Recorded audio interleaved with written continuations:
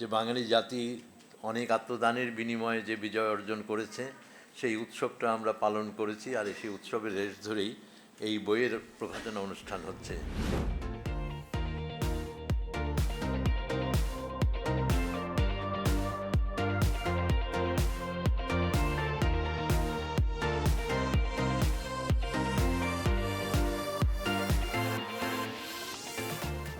আমি অনেক কাজ করতে গিয়ে 10 বছর 12 বছর 15 বছর পরেও আমার ওই শিল্পটা বা আমার ওই ব্যবসাটা হয়েছে, কারণ আমি এটার পিছনে লেগেছিলাম। ঠিক আছে, ভাইবা নিচ্ছি এটা হবে না, আমার অন্য কাজের ফাঁকে ওইটা তো আমার একটা মাথায় টার্গেট ছিল বা আমার পরিকল্পনা ছিল, হচ্ছে না কেন, হবে না কেন, ঠিক আছে একটু একটু করে দেখি না, ধরে নিয়েছি হবে না, কিন্তু আলটিমেটলি গিয়ে অনেক বছর পরে হলেও আমি সেটা সাকসেস হয়েছি।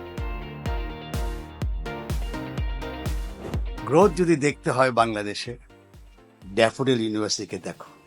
আমিও বিদেশে লেখাপড়া করেছি, কিন্তু যে অ্যাটমসফিয়ারটা আমি এখানে দেখতে পাচ্ছি, it's a fantastic atmosphere.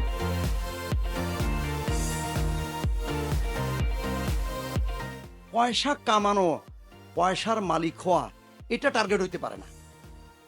Target হইতে হবে যে আপনি বাংলাদেশের অর্থনীতিতে কি দিচ্ছেন সেটা।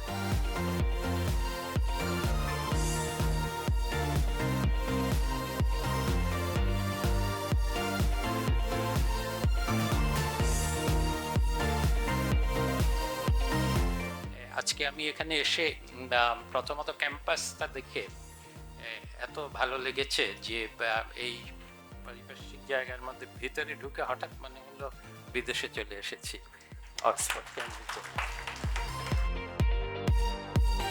আমরা সম্ভবত আমাদের রুটটাকে আমাদের বিবেচনা করতে হবে, কারণ আমরা কিন্তু অনেকেই আমাদের রুটকে ভুলে যাই।